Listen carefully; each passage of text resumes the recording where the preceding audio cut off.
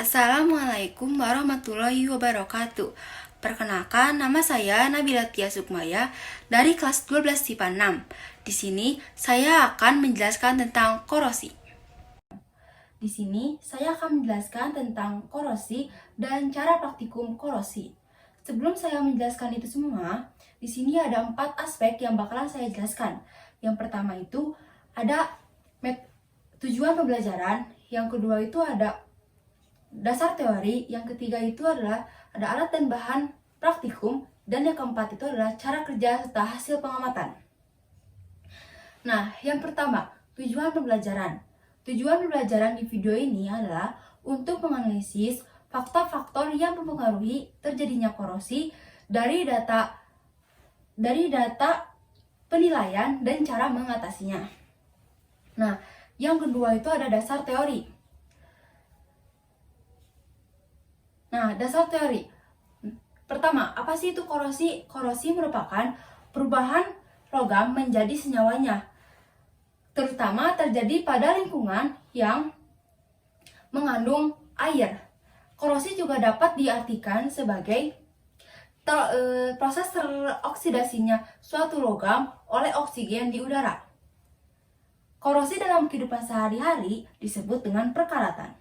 Nah, mengapa sih korosi terjadi pada logam?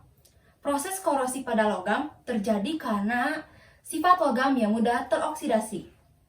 Dan biasanya korosi terjadi pada permukaan logam yang tidak seluruhnya homogen. Contoh korosi itu adalah korosi pada logam, yaitu logam besi, dan korosi pada paku. Nah, bagaimana proses terjadinya korosi?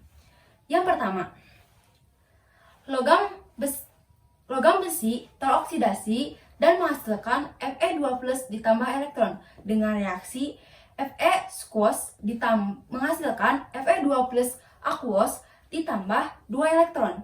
Nah, reaksi oksidasi ini atau reaksi oksidasi pada logam besi ini terjadi pada anoda.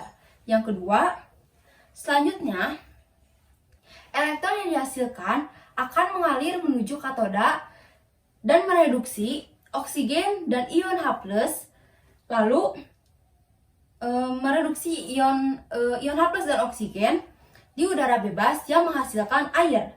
Nah, yang ketiga, air tersebut lalu bereaksi kembali dengan oksigen dan ion OH- dengan reaksi O2 gas ditambah 2H2O liquid ditambah 4 elektron menghasilkan 4 OH- aquos dengan SL sama dengan plus 0,40 volt. Nah, yang keempat, ion besi 2 yang terbentuk pada anoda teroksidasi dan membentuk ion besi 3 sesuai persamaan berikut, yakni Fe2+ aquos menghasilkan Fe3+ aquos ditambah 1 elektron. Nah, hasil reaksi redoks pada logam besi adalah berupa senyawa oksidasi terhidrasi, yakni dengan persamaan Fe2O3 dikali X-H2O yang merupakan karat besi. Nah, lalu ada alat dan bahan.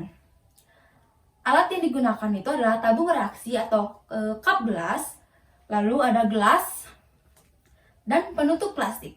Sedangkan bahannya itu ada paku besi, air, larutan garam dapur atau larutan NaCl, dan yang keempat itu ada asam cuka. Nah, aspek yang keempat itu ada cara kerja dan hasil pengamatan. Cara kerja yaitu menyiapkan alat dan bahan yang sudah tadi saya sebutkan. Lalu yang kedua, siapkan 5 cup gelas plastik. 3 diantaranya itu diisi dengan air sebanyak 50 ml. Gelas pertama yang berisi air diberi garam dan dilarutkan secara merata. Gelas kedua dimasukkan cuka dan diaduk secara merata. Dan gelas ketiga didiamkan berisi air normal biasa saja.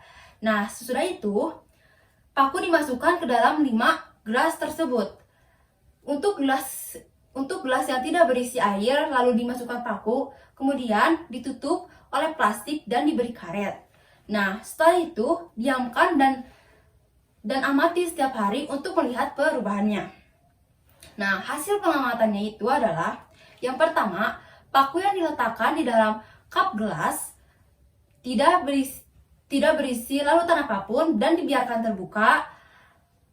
Paku awalnya mengkilat, lalu paku akhirnya itu paku yang menghitam sudah mulai timbul sedikit karat di ujung-ujungnya. Nah, yang kedua, paku diletakkan di dalam gelas kosong yang tertutup. Paku awalnya itu mengkilat, paku akhirnya itu adalah bercak-bercak hitam sedikit bertambah sedikit. Nah, yang ketiga, paku diletakkan di dalam gelas berisi air terbuka. Nah, paku awalnya itu mengkilat. Paku akhirnya itu adalah air semakin keruh dan berwarna oranye. Dan paku semakin mengalami korosi. Yang keempat adalah paku diletakkan di dalam gelas berisi larutan garam dan terbuka. Paku awalnya itu adalah mengkilat. Paku akhirnya itu adalah karat telah menutupi paku dan air berubah menjadi keruh berwarna kekuningan.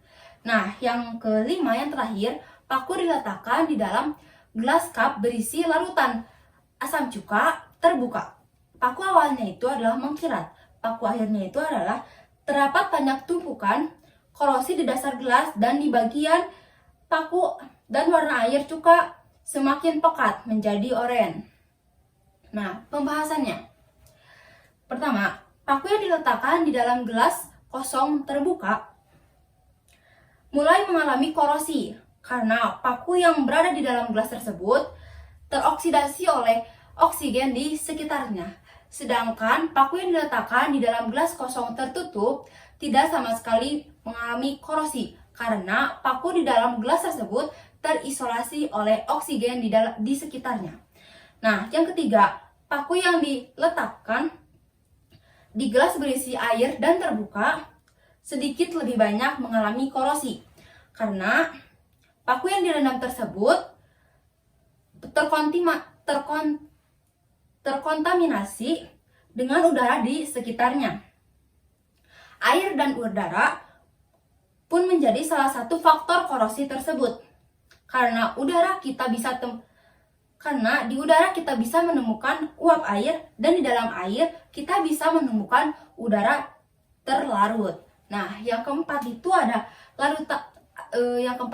paku yang diletakkan di dalam gelas berisi air garam terbuka. Nah, larutan garam mengandung air yaitu H2O.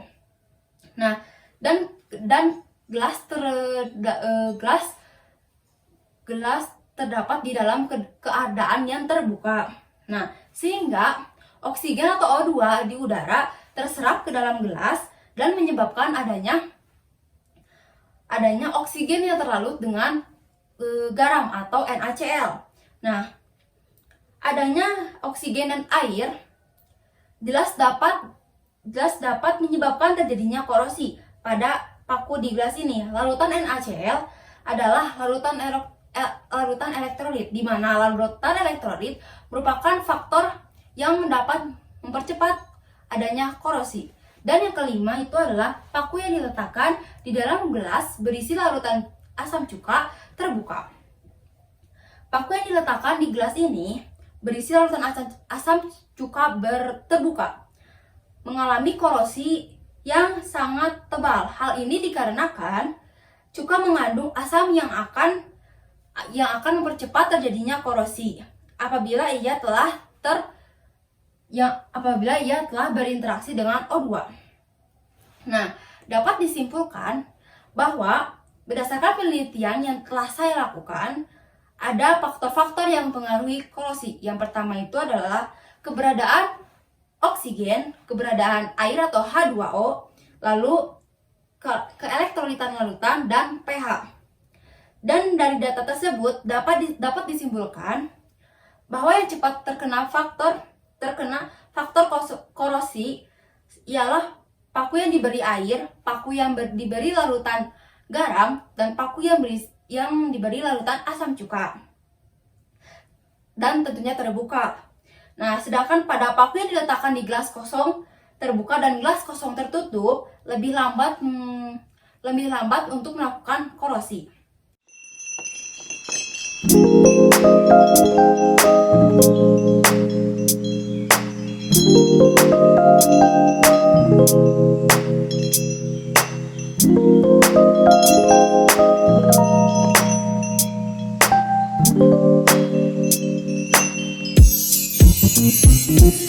Sekian video saya, mohon maaf bila ada kesalahan.